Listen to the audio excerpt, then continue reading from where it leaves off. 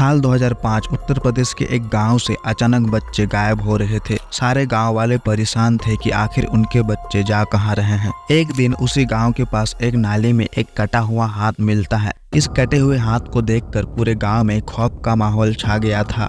धीरे धीरे इस केस में भूत प्रेत, आत्मा, मर्डर, रेप, इंसान खाने वाला आदमखोर जैसे ऐसे राज खुलने लगे जिसे जानकर आपके पैरों तले जमीन खिसक जाएगी। कहानी है उत्तर प्रदेश नोएडा की। सेक्टर 31 के पास में निठारी गांव से अचानक बच्चे गायब हो रहे थे।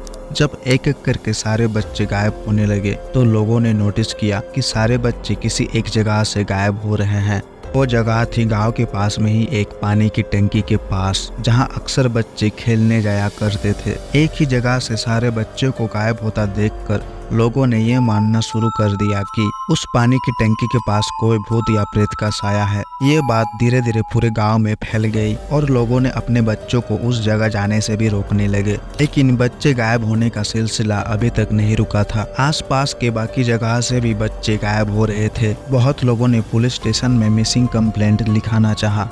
अब तक जितने भी बच्चे गायब हुए थे उन सारे बच्चों के माँ बाप गरीब परिवार से थे और कोई तो माइग्रेंट वर्कर था जो किसी और जगह से यहाँ पर मजदूरी करने आए थे। इस वजह से पुलिस ने भी इतना हो सका उतना ही इन सब केसेस को इग्नोर करना शुरू किया। यहाँ तक कि बच्चों के माँ बाप को ही दोषी ठहराने लगे कि उनकी डांट गुस्से की वजह से ही उनके बच्चे घर छोड़कर चले गए हैं। एक दिन गांव के ही एक आदमी की नजर गांव के पास ही एक नाले में पड़ती है जिसमें एक कटा हुआ हाथ तैर रहा था। ये कटा हुआ हाथ देखकर हर गांव वाले के अंदर खौफ का माहौल छा गया था। डर था कहीं वो कटा हुआ हाथ उनके बच्चों का तो नहीं। और साथ ही लोगों के अंदर एक उम्मीद भी जगती है कि अब पुलिस केस को इन्वेस्टिगेशन करेगी और उनके बच्चों को भी ढूंढने की कोशिश करेगी। लेकिन हुआ इसका उल्टा। पुलिस ने कटे हुए हाथ को पास में ही एक जगह पर दफन कर दिया और पुलिस वहां से चली गई। पुलिस की इस तरह की बर्ताव से गांव वाले काफी नाखुश थे। बच्चों के माँ बाप के पास अभी कोई उम्मीद नहीं बची थी। लेकिन इसके बाद जो हुआ, इस इंसिडेंट ने पूरे केस को उलट पलट कर रख दिया। अब तक जितने भी बच्चे गायब हुए थे उनकी उम्र 16-17 साल से कम थी और उनमें से ज़्यादातर लड़कियां थी।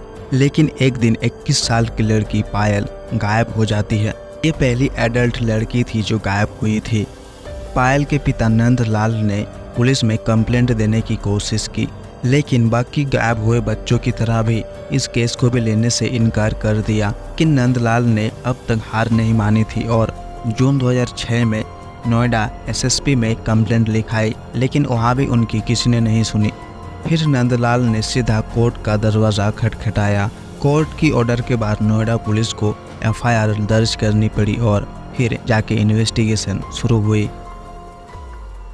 गांव वाले इन्वेस्टिगेशन को लेकर पुलिस स्टेशन में प्रोटेस्ट भी करने लगे थे और मीडिया भी अब इस केस में इंटरेस्ट दिखा रही थी।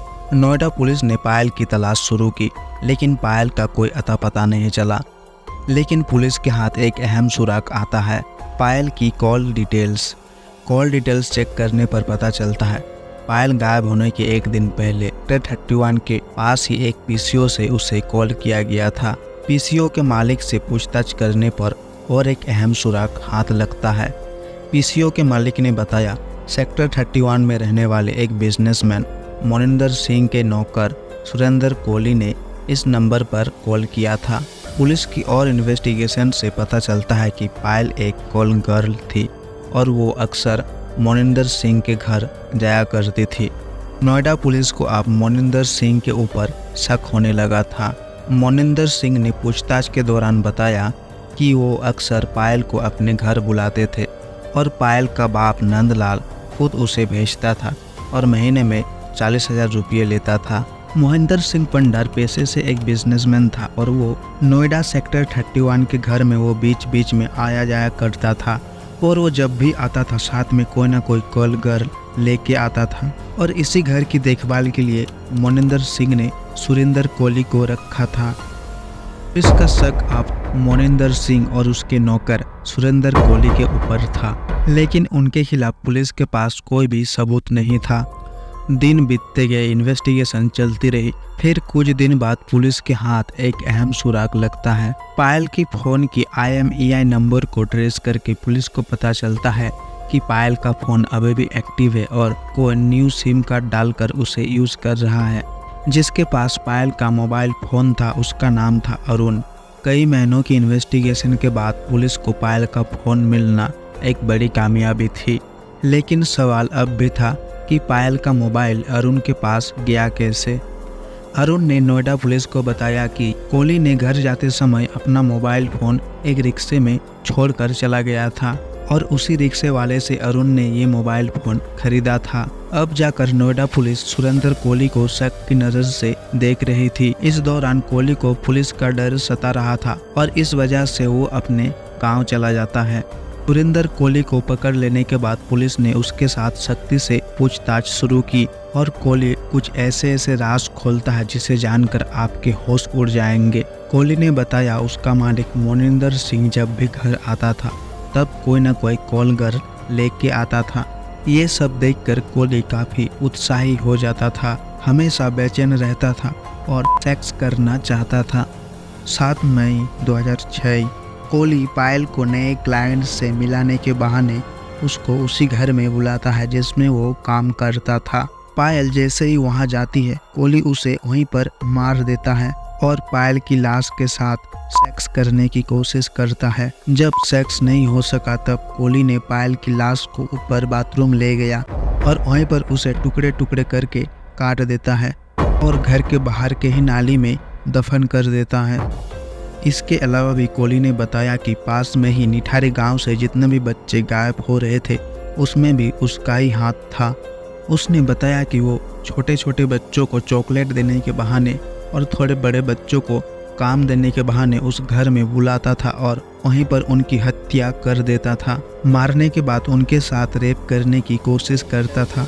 इसके बाद कोहली उन लाशों को काट कर उनका कुछ हिस्सा खा जाता था पीस भी खाया था और बाकी का हिस्सा घर के बाहर की नाली में डिस्पोज कर देता था। कोहली के इस बयान के बाद लोगों के अंदर काफ़ी गुस्सा बढ़ चुका था। मीडिया भी अब इस केस के ऊपर ज़्यादा इंटरेस्ट दिखा रही थी। पुलिस के ऊपर भी सवाल उठ रहे थे कि वो घर के मालिक मोनिंदर सिंह को बचाने की कोशिश कर रहे हैं। लोगों ने भारी प्रोटेस्ट करना शुरू कर दिया। अब पुलिस के ऊपर भी धीरे धीरे प्रेशर बढ़ रहा था। केस की गंभीरता को देखकर यूपी गवर्नमेंट ने इस केस को सीबीआई के हवाले सौंप दिया। 11 जनवरी 2007 सीबीआई एफआईआर लिखकर इस केस की इन्वेस्टिगेशन शुरू कर देती है। तब कई सवाल उठ रहे थे, आखिर क्यों बच्चों को मारा गया और क्या ये साजिश मोनिंदर सिंह और सुरेंद्र कोहली की मिलीभगत थी। सवाल कई उठ रहे थे। कोहली के दिए गए बयान के मुताबिक सीबीआई पायल की लाश को ढूंढती है जहां सुरेंद्र कोहली ने बताया था। ठीक उसी जगह पर पायल की लाश के स्केलेटल और बाकी गायब हुए बच्चों के भी स्केलेटल मिलते हैं। 16 लोगों के डिकम्पोज्ड बॉडी पार्ट मिलते हैं। फॉरेंसिक जांच से ये प्रूफ हो गया कि जितने भी बच्चे गायब हुए थे उन्हीं बच्चों के ये कंकाल हैं।